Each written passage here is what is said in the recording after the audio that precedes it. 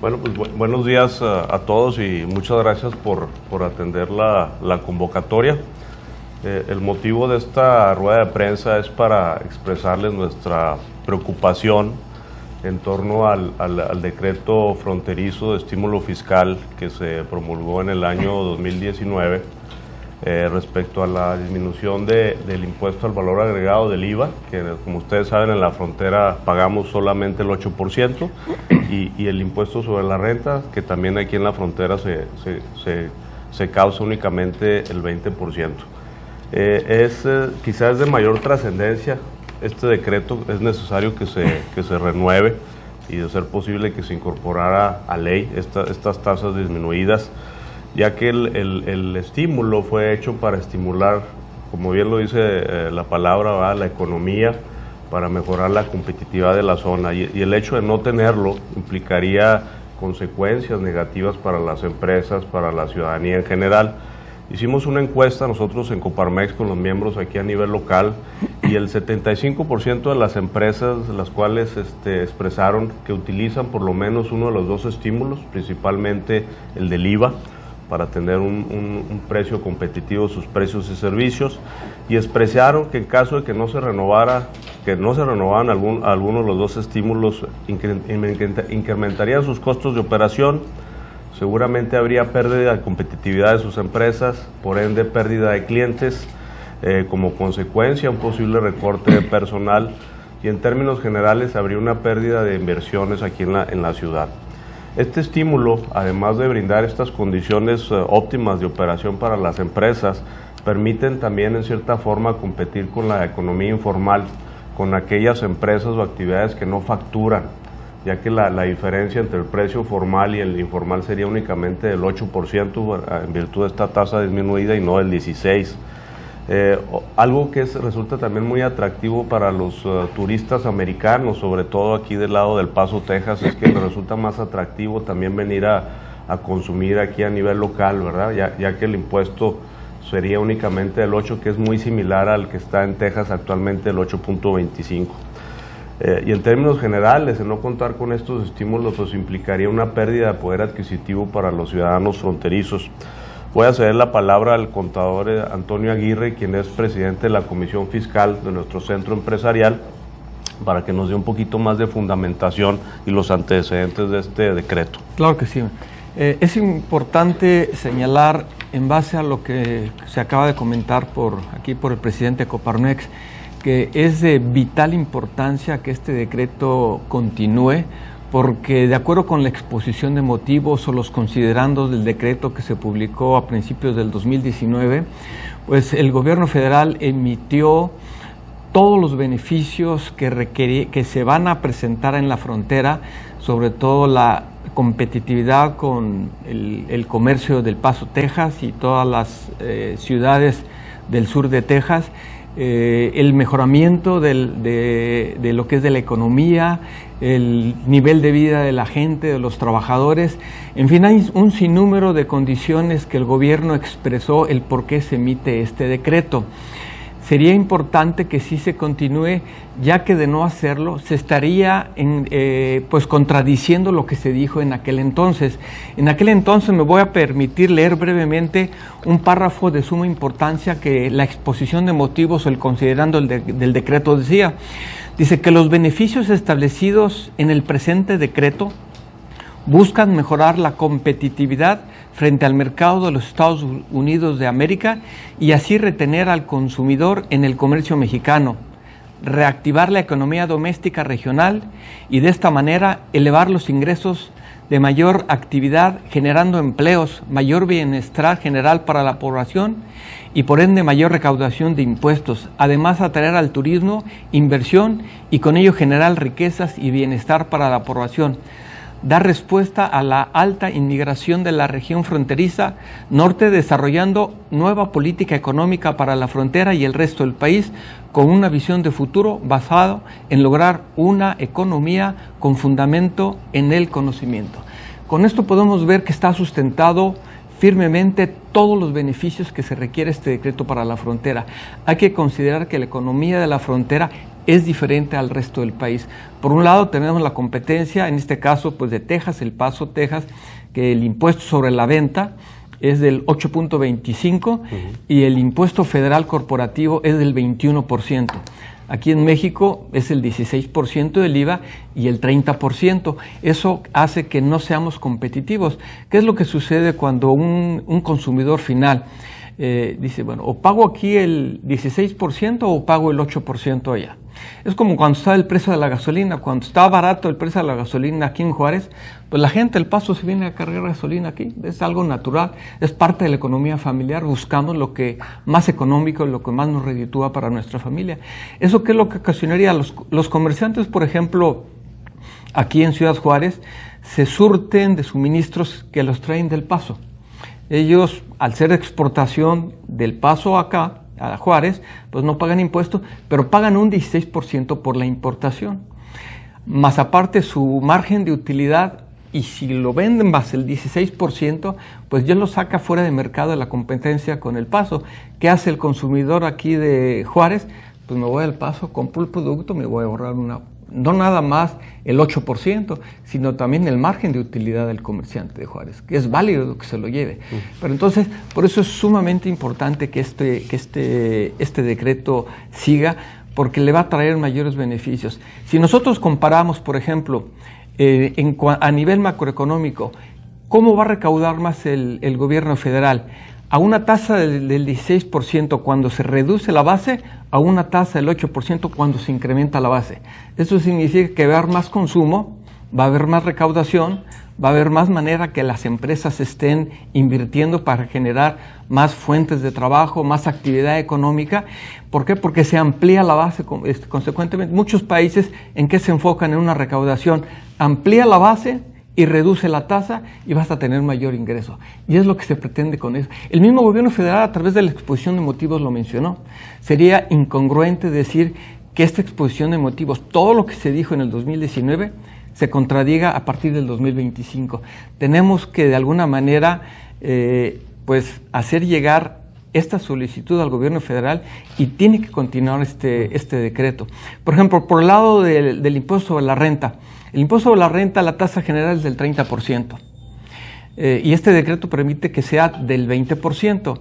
Es una ayuda a los empresarios de que ese ahorro que se tiene del 10% se puede utilizar para mejorar los sueldos, incrementar la planta productiva, generar más riquezas, distribuir esa riqueza a través de esta región, y eso va a incrementar que el gobierno está participando de esa manera, como mencionó hace un momento.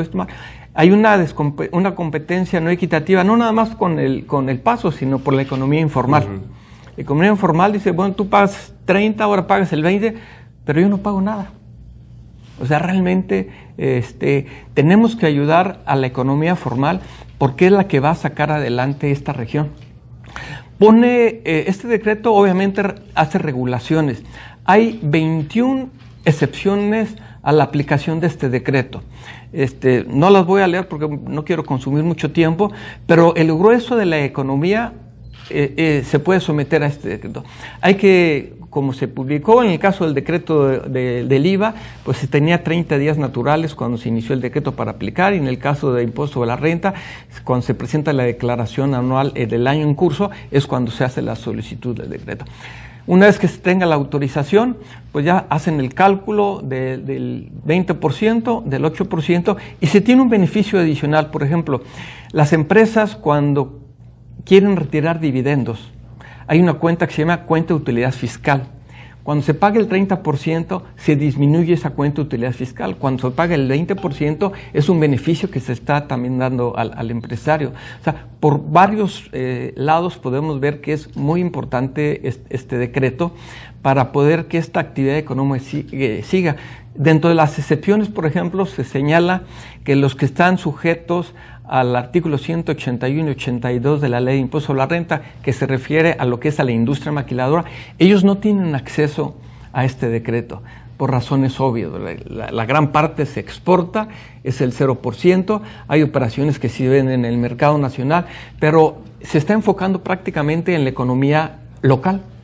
Esa economía local dice, todo lo que tú compres, vendas, presta servicio, arrendamiento de bienes muebles, están sujetos a este decreto. Por ejemplo, en el caso de arrendamiento de inmuebles, no entra dentro del decreto. ¿Por qué? Porque si quieres arrendar un inmueble en esta región, pues solamente en Ciudad Juárez, ¿verdad? No te vas a arrendarlo en El Paso. En cambio, un arrendamiento de muebles, sí me puedo ir allá y lo traigo aquí a la ciudad. El igual, la enajenación de intangibles no entra dentro del decreto, ni nada que tenga que ver conectado con lo que es los medios digitales. Todo eso fuera.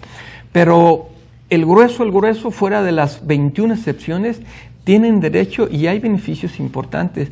Las empresas, por lo que yo he comentado con varios clientes empresarios, ven que con este decreto sus ventas se incrementaron. ¿Por qué? Porque ya es más competitivo el hecho de que estoy pagando un impuesto al 50% de descuento. Ahora, esto regula también, y está contemplado en el propio decreto, de que solamente pueden ser operaciones en la región fronteriza. Significa que si yo voy a vender, tengo que hacer la entrega física en la región fronteriza. Si voy a prestarle un servicio, el servicio lo tengo que prestar en la región fronteriza.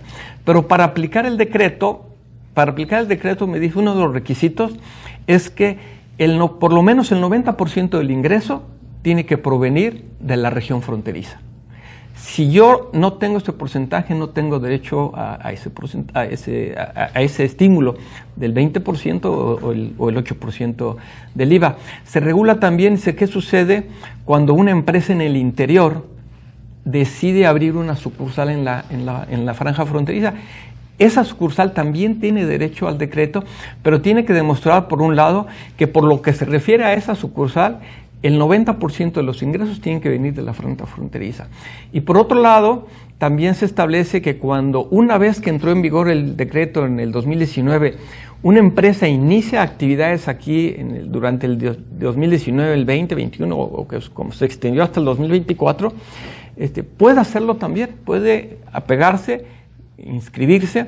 El único requisito que le dicen es que tiene que demostrar que tiene la capacidad económica para poder llevar a cabo esa actividad comercial, mercantil, empresarial. Tiene que usar activos nuevos, una vez que ya inició el decreto, que alguien se quiere iniciar, y se entiende por activos nuevos cuando han sido utilizados por primera vez en territorio nacional. No necesariamente que sean nuevos, de que son recién fabricados. Pueden traerlos del extranjero, no han sido utilizados en México y se consideran como nuevos. Entonces, demuestro mi capacidad económica, demuestro que tengo los activos, demuestro que tengo la infraestructura y tengo derecho a este decreto cuando inicié actividades posterior a la iniciación del decreto. Entonces, realmente este decreto da muchas ventajas, es claro. Hay una excepción que, de hecho, en años anteriores hemos tratado de comentar, o que se aclare. Se señala que semestralmente iba a haber una revisión por parte de la autoridad, que es una revisión que le llaman una revisión directa rápida, en la cual ven que sí se está cumpliendo con todos los requisitos. En la práctica yo no he visto que se haya ejercitado esto, simplemente la autoridad tiene otros medios para poder ver que sí está cumpliendo con el requisito. Simplemente con el timbrado de la factura sabemos quién vende y a quién le está vendiendo el servicio, a quién le está vendiendo el servicio. Y es una manera en que la autoridad se da cuenta de que la empresa está sujeta al decreto porque está ejerciendo la actividad económica en la región la cual queremos beneficiar. Entonces, en términos generales, vemos que el beneficio es para todo el mundo, no nada más para las empresas, no nada más para el gobierno federal. ¿Por qué? Porque va a recaudar más impuestos, porque se incrementa sustancialmente la base. Y finalmente, ¿cuál es el beneficiario principal de esto? En un impuesto indirecto, el consumidor. Es el que se ve beneficiado, el consumidor. ¿Por qué? Porque va a pagar un desembolso menor por un bien y servicio que está diciendo al 8%. De otra manera, pues cojo y me voy al Paso y adquiero el mismo producto, y con una desventaja que allá tienen pues ventas tal vez más atractivas en cuanto a descuentos, con una tasa del 8%, pues no es leal esta competencia que estamos teniendo. Entonces lo que queremos hacer es buscar los mecanismos, los medios, hacer estudios necesarios para decirle al gobierno federal, este decreto tiene que seguir, y la recomendación, y no estar bajo una incertidumbre jurídica, es de que no se manejen estas disposiciones vía decreto. Tienen que incorporarse al cuerpo de la ley. Por ejemplo, en el caso de los Estados Unidos, está dentro del cuerpo de la ley la reducción del 35% corporativo en el impuesto sobre la renta al 21% del impuesto sobre la renta. Es una reducción muy importante, pero está en el cuerpo de la ley. Los empresarios tienen la certeza jurídica que van a hacer negocios, hacen sus proyecciones tomando en cuenta que hay un 21% de impuesto y que hay un 8.25% de venta en El Paso, y en el resto de Texas es el 6.25. Curiosamente, El Paso es el 8.25 y el resto es el 6.25. Aquí necesitamos como empresarios mexicanos tener esa certeza. Un decreto lo pone el presidente y lo quita. Aquí lo que no se esté dentro de la ley para que haya certeza. Esta disposición tiene que estar en ley y tiene que estar para siempre. Tenemos que hacer proyecciones, no hacer una proyección de decir, bueno, voy a hacer mi proyección financiera, fiscal y de crecimiento económico a 1 año, 2 años, porque en el tercer año no sé qué es lo que vaya a pasar. Eso no es congruente para desarrollar una economía. Pero básicamente tengo estas palabras. Sí. Déjenme, les doy una información importante que tiene que ver con el impacto económico y por la razón principal por la cual estamos peleando por esta extensión. De diciembre del 23 a julio del 24, en nuestra ciudad se han perdido 92 registros patronales en el Seguro Social, y la tendencia es hacia la baja. Respecto al número de afiliados en el Seguro Social, en marzo del 23 teníamos 518,000 empleados registrados, y el mes pasado, en julio, disminuyó a 496,000. Es decir, al día de hoy tenemos 22,000 empleados menos en la ciudad. Eso sin considerar el déficit que había hace un año de cerca de 22,000 personas aproximadamente. No se recuerdan que había una rotación muy fuerte en la maquiladora, ¿no? Que se brincaba la gente de un trabajo al otro trabajo, ¿no?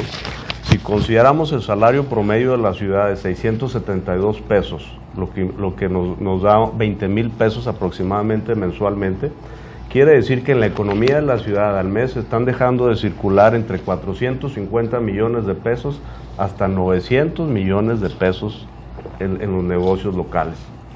¿Cómo afectaría este incremento de IVA a la maquiladora y a las empresas en general? Este proceso ya lo vivimos nosotros en 2014, cuando la tasa del IVA del 11% nos la subieron al 16%. En aquella época únicamente hubo un incremento de 5 puntos porcentuales en el IVA. Se calcula que en aquella época aproximadamente a las maquiladoras principalmente y a las empresas en general también, ¿verdad?, los costos de operación incrementaron entre un 5 y un 10%, lo que hizo menos atractiva la ciudad para la inversión extranjera. Seguramente en aquella época, es un dato que no pudimos corroborar, cuántas empresas se fueron de la ciudad o ya no crecieron localmente. La cadena de suministro, por lo mismo, los negocios locales que le podríamos haber vendido a la maquiladora también se vio contraída por este fenómeno, ¿no? El flujo de las maquiladoras principalmente, que es la principal actividad económica de nuestra ciudad, se vio impactado entre un 5 y un 15% por efectos de las exportaciones, que es al 0%, todo el IVA que pagan localmente, y a la importación que tienen que pedir en devolución, pues un impacto muy fuerte, ¿no? Que las obligó a ir a buscar financiamientos con un costo financiero y finalmente se vieron impactados, ¿no? Y en general la economía, el dinamismo de la economía local también se vio afectada por este incremento del gasto corriente que comentaba Antonio, ¿no? Que nos completamos menos cosas, ¿verdad?, con el mismo salario, con el mismo ingreso, ¿no? Para efectos del gasto del turista extranjero, especialmente el que cruza del Paso a Ciudad Juárez, se estima por la Reserva Federal de Dallas en El Paso, Texas, que ese gasto promedio por día ronda entre 100 y 200 dólares al día.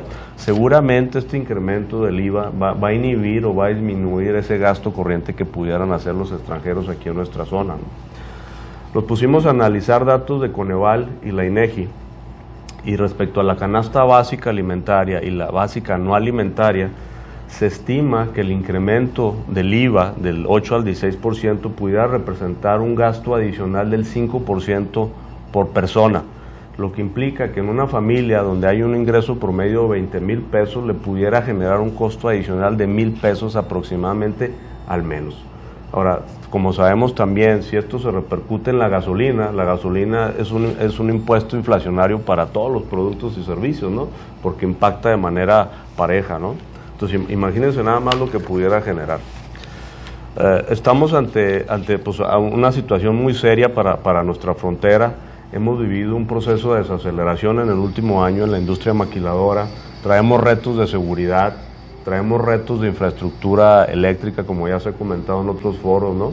Traemos retos de rezago en infraestructura en cuanto a la movilidad. Apenas empieza a funcionar el sistema de transporte público, ¿no? Hay déficit en infraestructura hidráulica también de la ciudad. Si le agregamos todavía una carga adicional a la operación en la ciudad, pues vamos a ser todavía menos atractivos, ¿no? Como también lo comentamos, hubo empresas que estaban aquí en la ciudad que se fueron al interior del país en virtud del menor costo de la mano de obra. Inclusive otras dejaron de crecer en México y se fueron a Centroamérica, como lo hemos comentado, ¿no? Entonces, sí vemos que esto pudiera limitar la atracción de nuevas inversiones extranjeras y de negocios locales, ¿no? Que si de por sí ya se siente detenida la economía local, yo creo que eso sería un golpe pues muy duro a nuestros bolsillos, ¿no? En general a todos los ciudadanos, ¿no? Y nada más como referencia, ¿no? Se estima que la población de los estados fronterizos nortes del país ronda los 20 millones de habitantes, que de una otra manera todos nos vemos beneficiados por estas tasas, ¿no? Cuánta gente de la ciudad de Chihuahua, de Camargo, ¿no? De Cuauhtémoc vienen a hacer compras los fines de semana largos, ¿no? Aquí a la frontera, inclusive se cruzan al lado americano, ¿no? ¿Qué estamos haciendo nosotros en Coparmex? Bueno, ya los centros empresariales de las ciudades fronterizas nos estamos coordinando, nos estamos apoyando con Coparmex Nacional para poder expresar estos datos, poder comunicar el impacto económico negativo que generaría a la zona. No sabemos todavía si el canal de comunicación sería la Secretaría de Economía con el nuevo secretario Marcelo Ebrard, con el cual ya hemos tenido reuniones a nivel nacional. No sabemos si va a ser a través de la representante empresarial Altagracia Gómez, ¿no? Probablemente pueda ser el equipo de transición. Lo que sí es muy importante es que el nuevo gobierno, la nueva presidenta, tendría que emitir este nuevo decreto en su caso, ¿no? A más tardar el 1 de noviembre, el 1 de noviembre, para que sea autorizado para iniciar la vigencia a partir del 1 de enero del año entrante. Esta extensión actual del decreto fenecería ahora el 31 de diciembre de este año. Entonces, imagínense que no contemos con ese apoyo. A partir del día 1, automáticamente todo estaría sujeto a la tasa del 16% del IVA, ¿no? Y todas las consecuencias e implicaciones que estamos comentando. Nos preocupa que durante la plataforma política o el tiempo electoral ahora la presidenta Claudia Sheinbaum nunca expresó la voluntad o por lo menos la conciencia, la necesidad de extender este decreto, ¿no? Es la razón por la cual queremos ir a demostrarle, ¿no? Que sí se necesita. Ahora, como dice el contador Aguirre, dentro del mismo decreto que se publicó hace algunos años, se establece que es por el bienestar de la ciudadanía en la zona, para estimular la atracción de inversión, para la generación de mayor empleo, ¿no? Entonces, el no hacerlo iría en contra de esos principios básicos que el mismo gobierno actual está buscando, ¿no? No sé si tengan alguna duda, alguna pregunta, algún comentario que quieran hacer al respecto. ¿Estas saldrán llegar directamente a presidente electa? Es precisamente lo que les comentaba. Estamos apoyándonos con Coparmex Nacional. Como saben, somos un sindicato confederado. Allá pues tienen una comunicación constante con el gobierno federal. Nos están apoyando en entender y descifrar ese mejor canal de comunicación, por así decirlo. El problema es que como están en transición, como que están armando sus planes, ¿verdad? Todavía el equipo, las secretarías creo que no están definidas al 100%, ¿no? Entonces, creemos que puede ser la Secretaría de Economía, puede ser el equipo de transición de la presidenta, puede ser la misma representante empresarial, Altagracia Gómez, insisto, que por cierto estamos gestionando una reunión con ella, ¿verdad? Estamos en espera que nos comuniquen cuándo sería la visita para poderle exponer esto. No sabemos si es la misma Secretaría de Hacienda y Crédito Público o directamente a los particulares de la presidenta electa, ¿no? Yo creo que eso lo vamos a saber en un par de semanas. Y si es necesario ir a la Ciudad de México, obviamente que vamos a ir.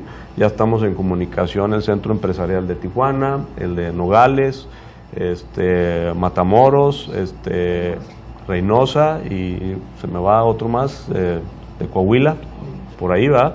Estamos coordinados todos los centros empresariales para ir a exponerle, ¿verdad? O sea, a nosotros es a los que más nos duele, o nos dolería que esta situación no se llevara a cabo, ¿no? ¿Este decreto no tiene que ver o no depende de lo que pase en Estados Unidos en el tema de las elecciones? No. Absolutamente no, eso es una decisión del gobierno federal, yo creo que es necesaria. Seguramente, pues sí, será una cuestión política también del lado americano, ¿no? Pero yo creo que en general nos fortalece a la comunidad fronteriza, ¿no? Pues permite a los americanos también a consumir bienes y servicios a precios más competitivos, ¿no? Y genera una sinergia, ¿no? Recordemos que por cada 7 empleos generados en Juárez se generan 3 en el del lado americano, en El Paso, ¿verdad? Entonces al Paso también le conviene que la economía de Ciudad Juárez se fortalezca, ¿no? ¿Sí? ¿Tengan otra pregunta? Y en este caso, ¿cuál sería el posicionamiento de la cúpula empresarial en caso de que este decreto no se renovara?